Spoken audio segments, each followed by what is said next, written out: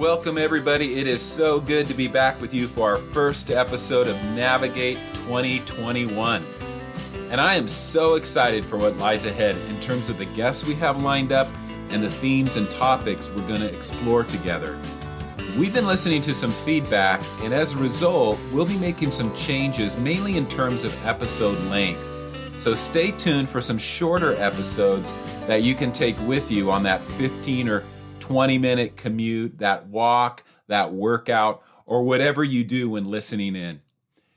You're in the right place because you're in for a real treat today. Joining me is my friend Mark Ross. Mark is a certified professional life and leadership coach. As owner and founder of Next Thing Group, a coaching and consulting firm, he guides individuals through personal transformation and professional transition. Mark is also an artist and landscape architect. He built his coaching firm on the foundation of 3 decades of organizational and operational leadership, bringing balance and promoting the intentional action of work teams across the city of Houston. When not coaching, Ross brings together his love of art and architecture by creating visual music to inspire the world through expressionistic landscape paintings. He resides in Missouri City, Texas, is married to Jeannie, and is the proud father of 2 grown daughters.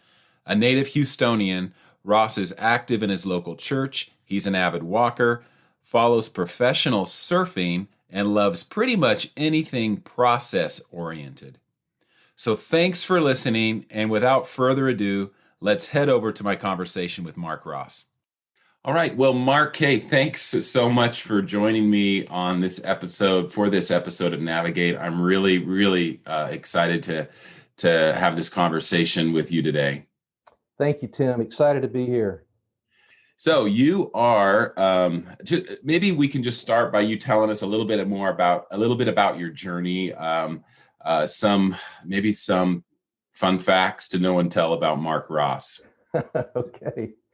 I always like to go back to the beginning in childhood. And if we have a pretty happy childhood, it's a good place to go just to say, where did I start all this? And I just remember as a kid, some fun facts about me are that I just loved to explore. We would go up my grandmother's attic when we'd spend the night over there. And they had, at that time, of course, no internet, no cell phones, no social media, of course. I'm 64, so you understand that, but they had National Geographic magazines, and I remember those. Yeah, I was mesmerized by the pictures and the possibilities and the exploration, and I wanted to be a world traveler. As I grew a little older in my adolescent years, I said, I want to be an artist because I just loved art. And then I said, no, I want to be a botanist because I love plants and flowers. And then I said, no, I want to be an architect because my dad used to be a project manager for a large oil company building buildings and so forth. So I had the art and the architecture and the landscape, and it all came together in the study of landscape architecture when I went to college. And that's kind of where the childhood informed my future career, which ended up being a small business for a while that my brother and I owned.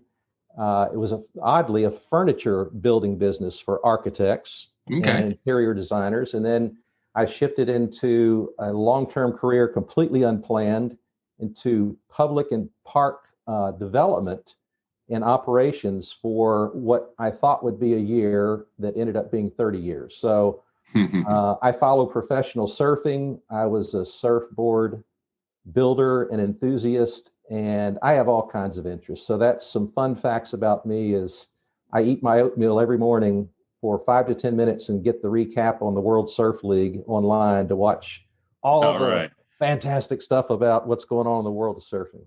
Yeah, well, that's much better than what's much more intriguing and interesting than what's going on in Georgia right now, I think, right? I think so. It's a distraction for sure for me. Oh, for sure. Well, that's great. So now this is something, and we have a relationship, just to let our listeners know that you've coached me and have been coaching me through a lot of change in the season I'm in, through a lot of transition.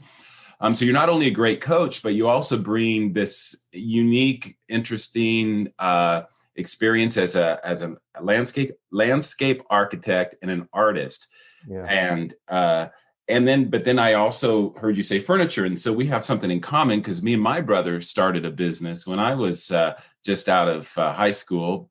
And we started a furniture making business. And that was when futon furniture was really big. So we started a little making futon furniture. So that was a season that we had, but I go back a long ways with furniture, because my dad was in the furniture business as well. So how cool. Yeah. Well, okay. So you are a retired executive, and I'm just getting this from your bio, so you can expand on this. And but it says you're a retired executive, but you're also, and I love this phrase here, a rewired Encorepreneur. That's an interesting phrase there. So what does that mean?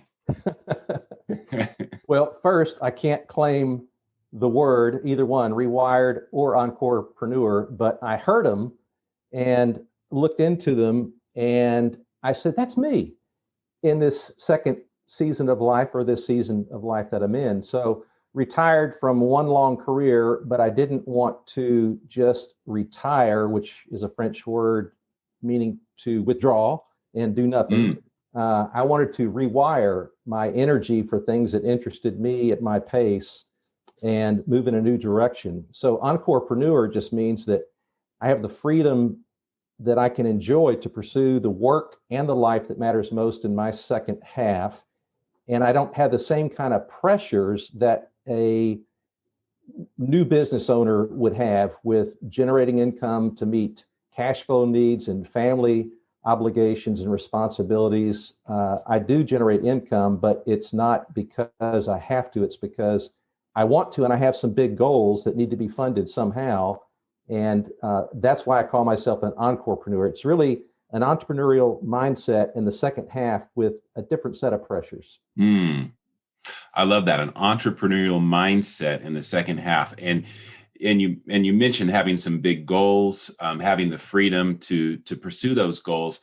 And I love that, because a lot of times when we look at the prospects of retirement and some kind of midlife or even into our in 50s and 60s transitions, we think of, do I have enough so I can kind of coast, and just kind of maintain, and yet I love the fact that you're saying, no, I have big goals I want to pursue in this season of my life. So that's very inspiring and encouraging and I think that a lot of those that tune into this podcast are in maybe a season of change.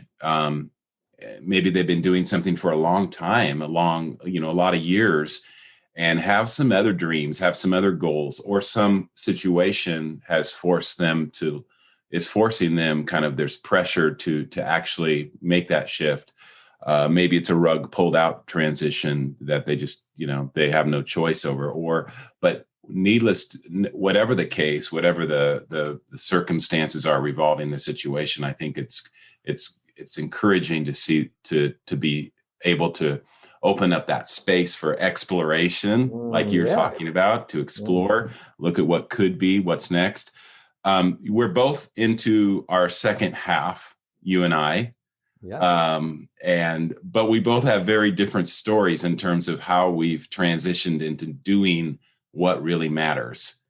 And I'm still in, that process of discovery and exploring. And I think I always will be in some ways, but I feel I'm getting closer, to doing what matters and focusing more of my time on energy on what matters. And that's come through a prolonged transition. And you know that because you've been working with me for a couple years now, I think. But what is your transition story in terms of finding that next thing? How did you discover that sometimes elusive next thing that we're looking for that's out there? Man, that's good, Tim. I used to believe long ago you could surely find it in a book somewhere. And I searched and couldn't find one with all the answers that I wanted. So there's a book that is called Halftime, and it is really I tried to figure out what's the difference between halftime and second half and encore time and all the different names that we can name these seasons of life. And halftime, according to the book, is when you kind of reach your 40s, your mid 40s, and you're looking around and going, where have I been? What have I done? Where am I going? And it's a time of evaluation and reflection. And sometimes, not always, that it may be a time when some people experiences midlife crisis, and that's such a broad term, but it can mean so many different things. But when I was in my 40s, I just assumed I need to keep doing what I was doing, taking care of my family, trying to save enough for the future, enjoy some of the present. And I have to say, wrestling with this whole issue as a Christian, as a believer, as a follower of Jesus, like, what's my calling? And I was trying to find so much of that in my work, in my job. And now that I can look back into that season and say it's, the calling is a thing that we're discovering, but there's so many applications of that calling, and one job is certainly not fulfilling a calling in its fullness. So when I was in my 50s, I really began to have this unrest, like, wow, I've been doing this work for a long time. It's really not what I planned. Some days I hated it. Some days I loved it. Other days I just said, I'm grateful that I have it. And I was fishing really, really, Tim, for like, what's next? I didn't think that I wanted to do this forever. I didn't even know what forever meant. So I did read books and they were helpful. I did talk to friends. They tried to be helpful. I did pray about it and got direction. And then I had lunch with a friend one day who was an executive coach. And that was kind of a turning point. And I didn't even know what an executive coach was. I was in my early 50s, and I just knew that I was feeling kind of burned out. We have two daughters, and they were college age. And so we started to think, like, what's really next? I don't want to keep doing this. I was in a demanding profession that required a lot of energy. And I had risen to a level where, reluctantly but gratefully, where it felt like 24/7, the responsibility, and I couldn't seem to get away from it. It was really it wasn't a super healthy time, but again, there was a lot of good that came from it. So I talked to this guy at lunch, and I explained my situation. He went out to his car, got a book, and handed it to me and said, read this, and like he's a doctor, read this and call me in 30 days. And it was a book called Don't Retire, Rewire. And I still remember looking at the cover on that book and saying, wow, this looks interesting. So finally, I found a book that had a framework in it that helped me see that what I was experiencing was pretty natural in the Western world. It wasn't all that uncommon. And there were stories in that book. And they have a third edition now, by the way. That was the first edition, or the second back then. That was over 10 years ago. And it had stories of people who were trying to figure out what's next. And it showed a framework, a 5-step framework to try to work through some of that. And I thought you could do it in a weekend. And my friend, the executive coach, said, this is going to take some time if you're like most people. And the fact that you're even looking into this will be of great advantage to you in the future, because a lot of men especially don't try to figure it out. They just deal with the pain and the unrest. Right. So there's a quick story to go along with that I heard from someone where he was visiting his friend out in the country. His friend lived in an old farmhouse. As he approached the farmhouse, on the porch, there's a dog. He noticed his dog is whimpering. He knocks on the screen door. His friend comes to the door. The dog continues to whimper. They sat down to talk. He says, why is your dog whimpering, man? What's wrong? So he's just laying down on a nail. He said, well, why didn't it get off? He said, he will when it hurts enough. And that's kind of like what we do sometimes, is we just lay on that nail until it hurts enough to take some action. So that was my action to work with that executive coach. That was all I did, was have lunch. He handed me the book, and I called him 30 days later and said, thank you. And he said, glad I could help, which led to a whole nother journey. a little beyond that, but I'm going to pause there. And Okay. yeah. Okay. So it's interesting that you said you discovered in that exploration stage for you, you discovered a framework. Yeah. And so as I've gotten to know you a little bit here, it's clear to me that you're a process guy. You like processes, and you've shared even with me some really great illustrations, diagrams, things that reveal a process for working through change, for achieving goals. So you're really articulate when it comes to explaining processes. So I personally struggle at times with process when it comes to transition seasons, and maybe it's just because my exposure to so many guys and couples that I've worked with going through transition, that they're all so unique. Their experiences and their stories and the way God leads them through change. But I, at the same time, I know processes can be helpful. So tell me what that looked like for you in terms of your experience, and how maybe you've brought that to bear on the work you do with your clients. Yeah. Thanks, Tim. That it's kind of a segue into the second part of that story.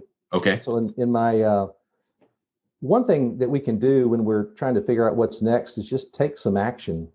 And some of us are planners, and some of us are leapers. And I'm much more of a planner, and I have friends who are much more of leapers. They leap, then they make a plan, and I plan, then I eventually leap. Okay. Depends on our personality. But I ended up working with another executive coach, Dan Miller, who helped me really over a pretty short period of time figure out that I wasn't really stuck. I thought I was. I thought, what else can I do? I've been doing this for so long in this environment. It was a governmental environment, even though I had a lot of public service and private experience. I just felt like, wow, what else can I do? And more importantly, and here was the hard part, what do I want to do?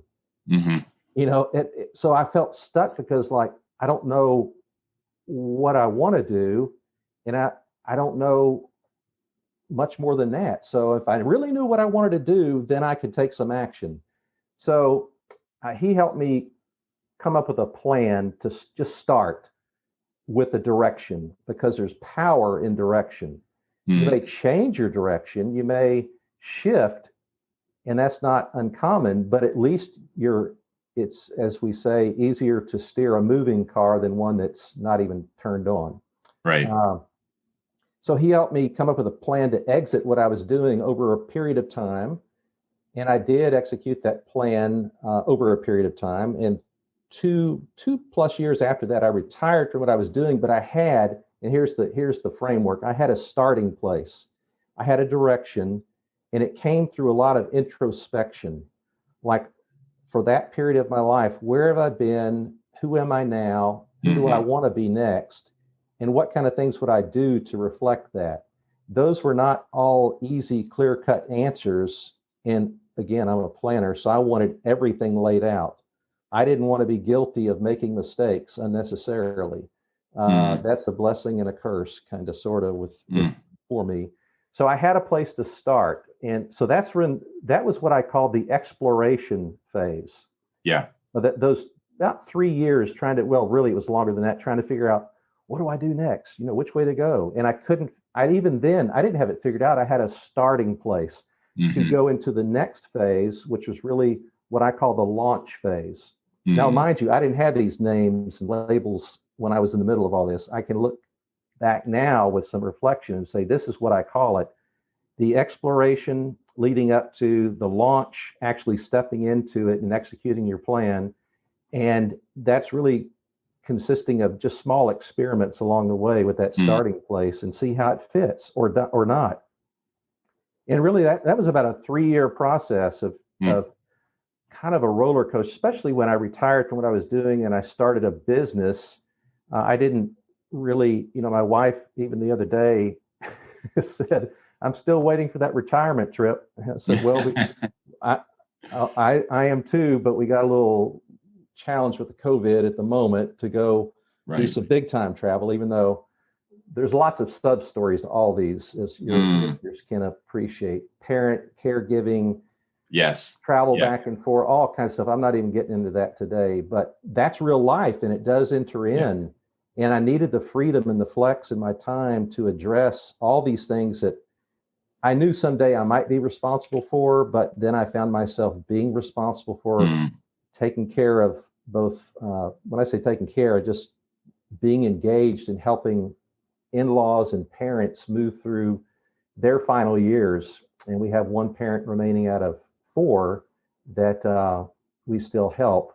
And as you know, and many of your listeners, that's a life unto its own. But anyway, so there's the exploration phase, the launch phase, which was about 3 years for me, until I felt like, oh, okay, I found something that fit. And it really was related to what I had started doing, which was doing what that guy that helped me was doing, executives who are trying to figure out what's next. So I formed the Next Thing group, which is really pretty much just me and other resources.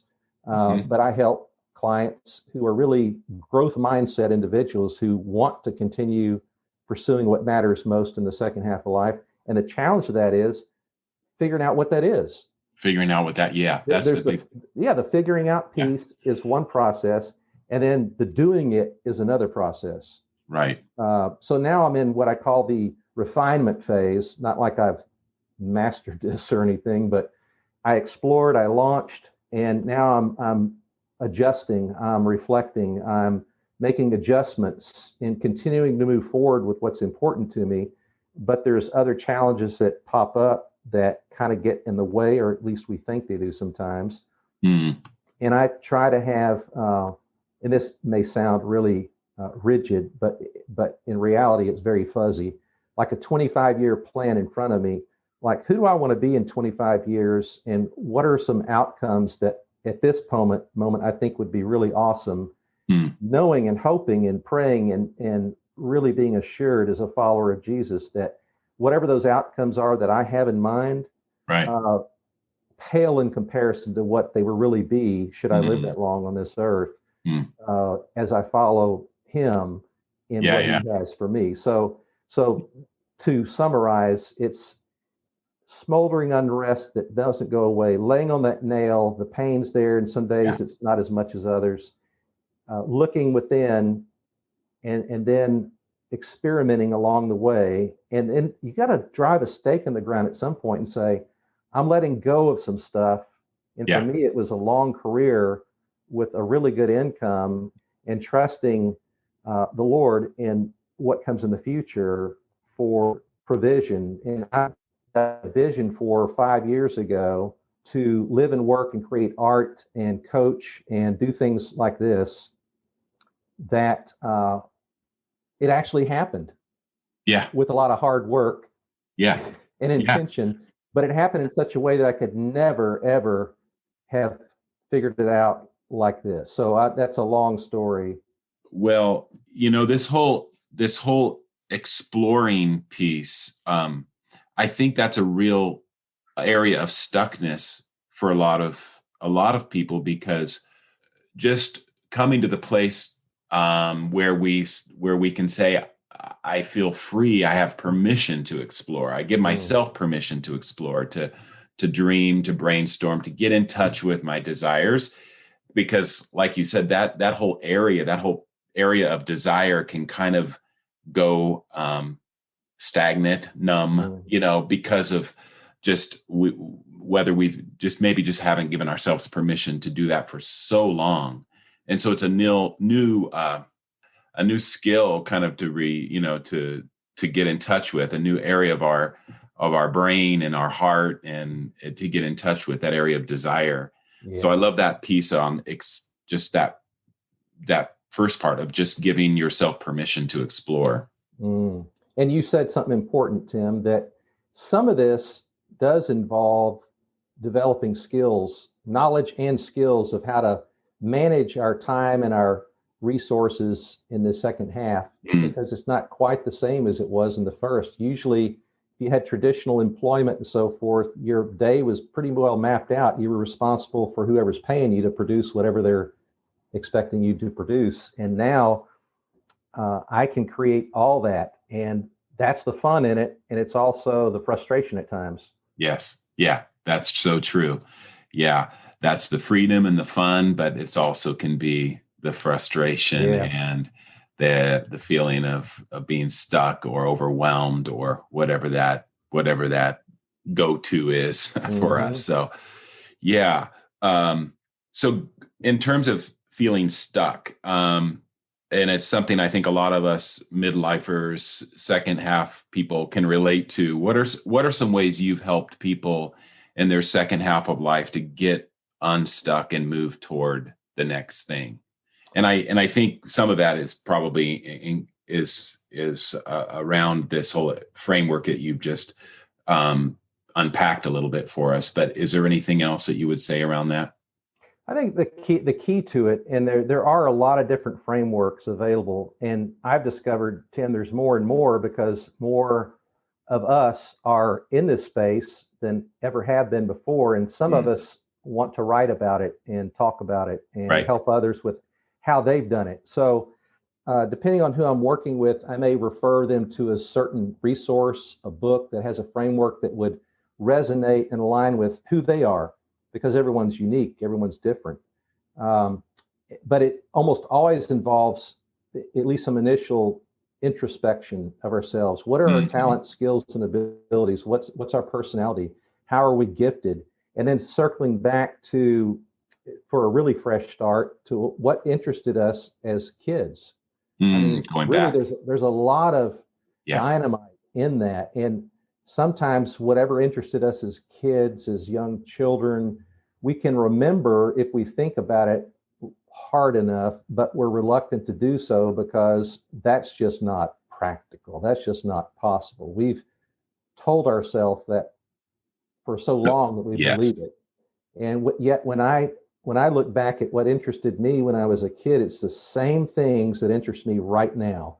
And now I have, and I'm so glad you said this word about permission, that, for example, I am moved into the direction of executive coaching, and I'm also an artist, but it took me a while to admit that I'm an artist, to charge money for my art, to give myself permission to create art, and call it part of my business. And all these things, it's taken time for me to do all that. And now when someone says, "Who are you?" Sometimes I honestly forget. I'm this, I'm that, and I forget to say, "Oh," and they say, "Yeah, you're an artist too." "Oh yeah, I'm an artist." But I'm not afraid to admit that anymore. But giving ourselves permission is a big deal, especially for so many reasons in this second half of life.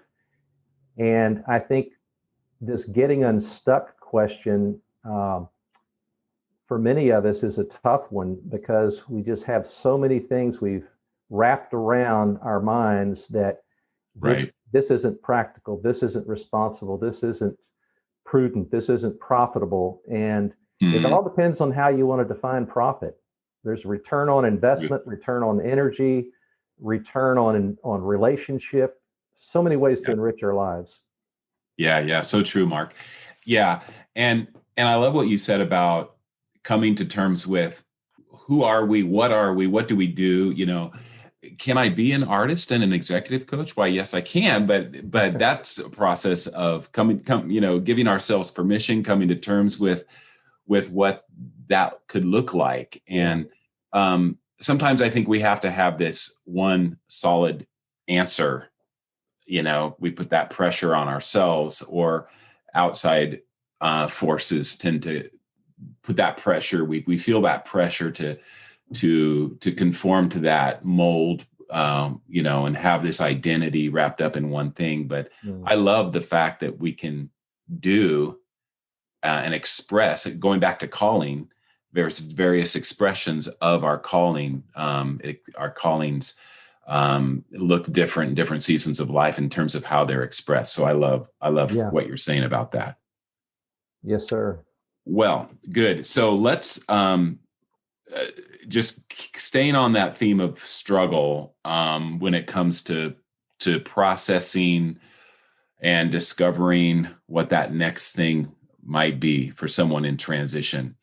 I know for me, and it sounds like for you as well, that my transition was prolonged. It lasted several years. I mean, I remember reading that book. What was the first book that you mentioned early on in the podcast?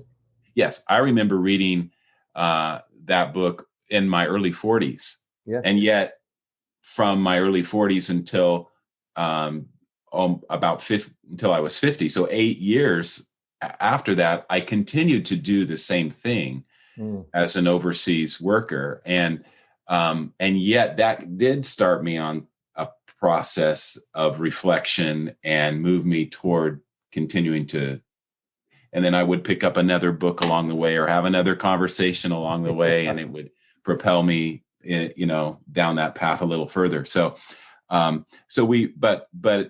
there are resources out there. Like you said, there's more people writing, more people talking about this, podcasting about this. Oh, yeah. Today.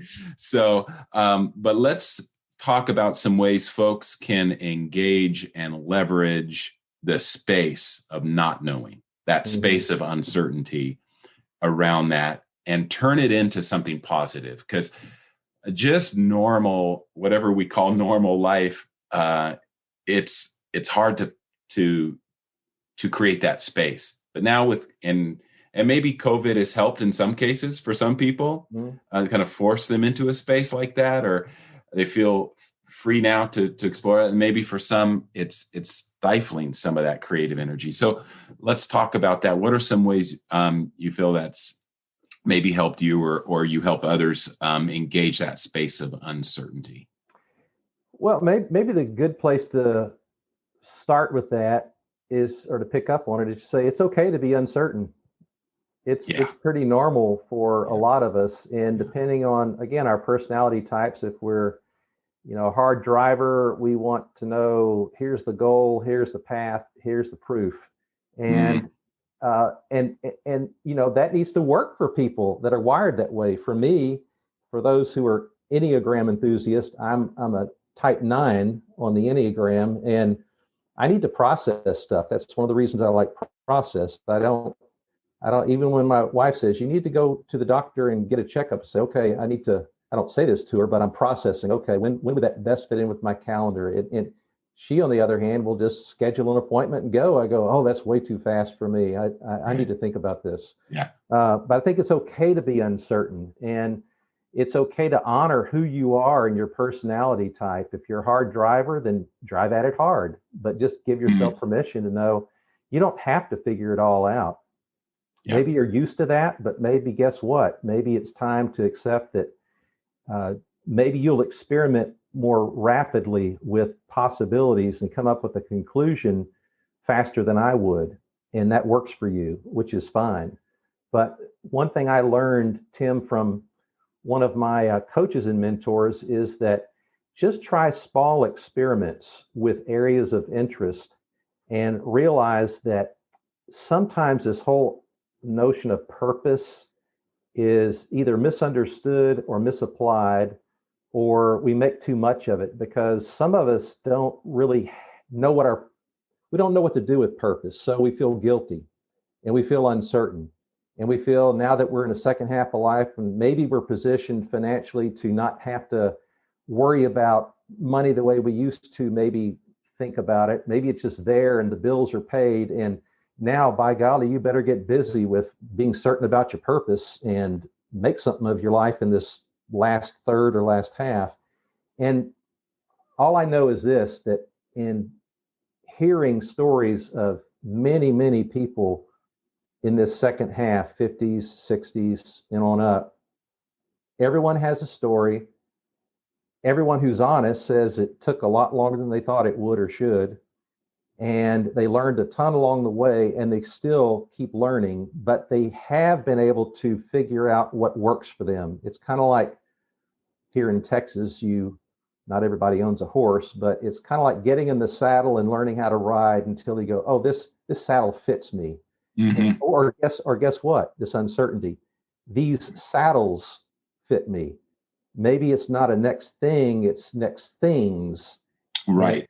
It's a combination, it's a hybrid, it's a a potpourri of different possibilities, a mosaic. And often that's what it is because one thing, I'm a member of different communities, and one of them is career pivot, where people in their 40s, 50s, midlife-ish, give or take, some older, either want to or need to keep working to generate income. Right.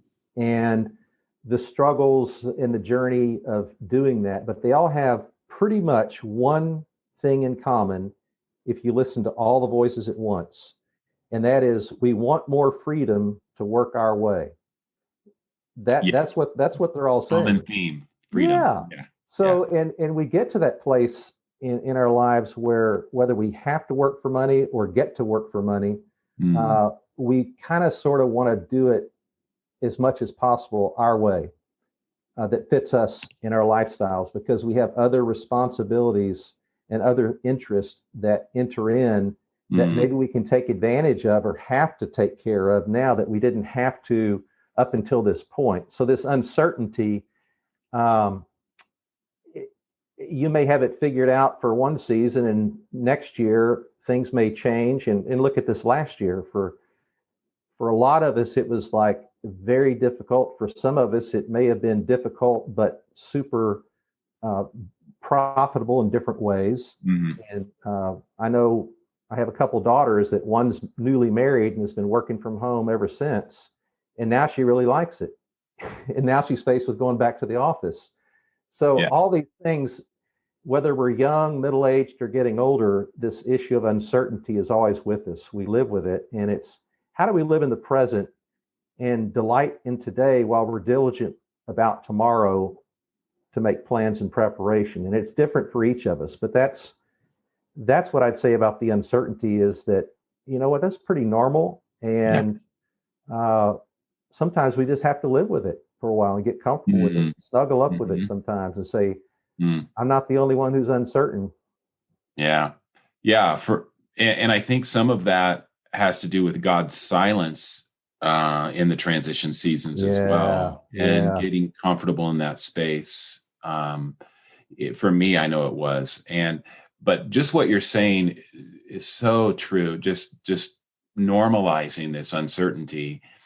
And then the other thing you said that stood out to me was this whole idea of it could be the next things, plural. You know, it's not necessarily moving from one thing to the next. It could be holding on to something that you've been doing, but at the same time reaching out for something new, and maybe a gradual shift to that, not just all at once. And I like the analogy. I think it's in one of Bridges' books about transition, but he talks about the mountain climber who does well to hold on to, if someone in transition does well, like a mountain climber, to hold on and to hold on with one hand, firmly to the thing that is already in place, is already there for them, provide some stability and some structure, or, and while reaching out for that next holding point to grab onto. And I thought that's a good analogy, because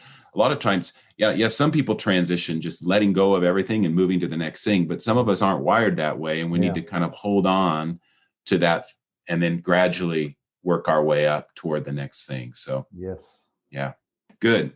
Well, we're kind of getting ready to wrap up the conversation here, Mark. It's been so good, and I just really think we'll you mentioned this is another area we struggle with and we deal with in the second half of life, is supporting aging parents. And maybe this, as you were talking about this, maybe this could be another conversation for another day, but because that is a big part of transition as well. But tell us, what are you currently working on, what most excited about, and what are some of the best ways for our listeners to connect with you?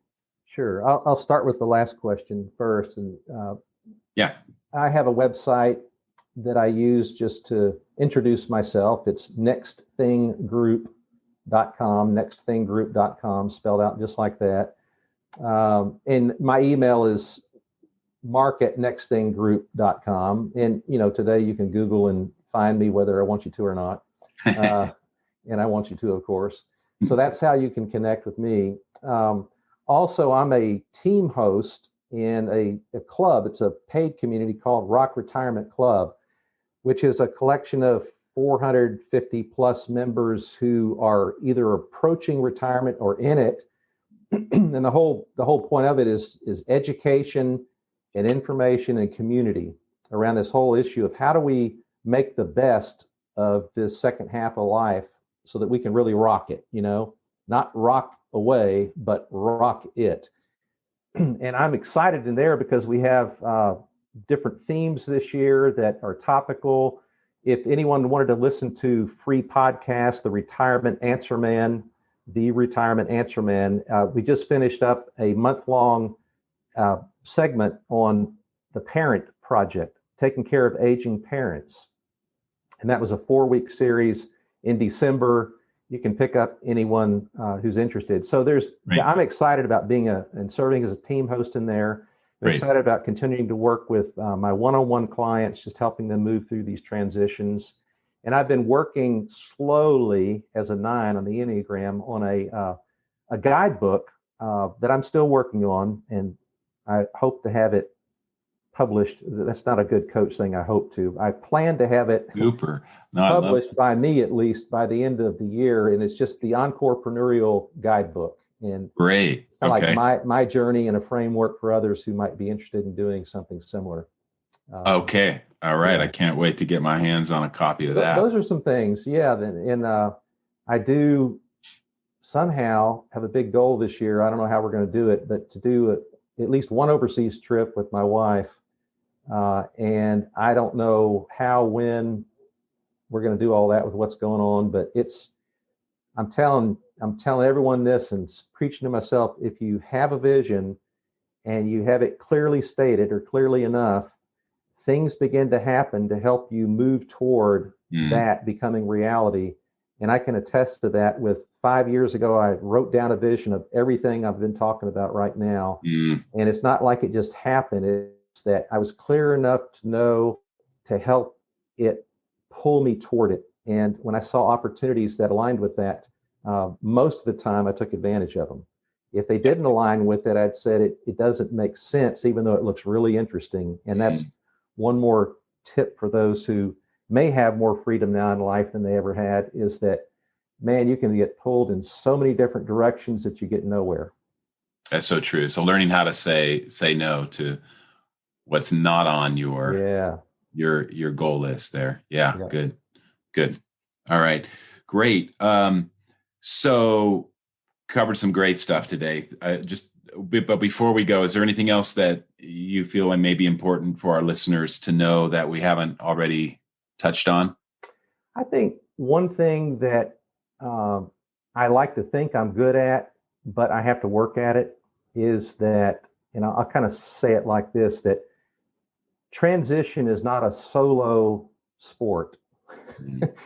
It really pays to have the content, which is the learning and the information and the podcasts and so forth, and community that are a collection of like-minded people kind of in the same boat, kind of, sort of, or close enough. And then, and this is not a pitch at all from me, but to have some one-on-one work with somebody who understands, it could be a coach, it could be a counselor, it could be a consultant. It just depends on what your needs are. But so the content, the coaching, and the community are the three things that really can help you.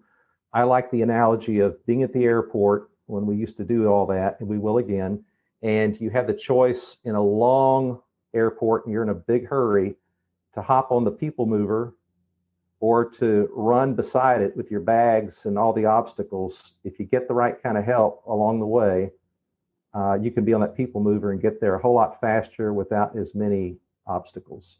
I love that, Mark. Thank you. Yeah, that's good.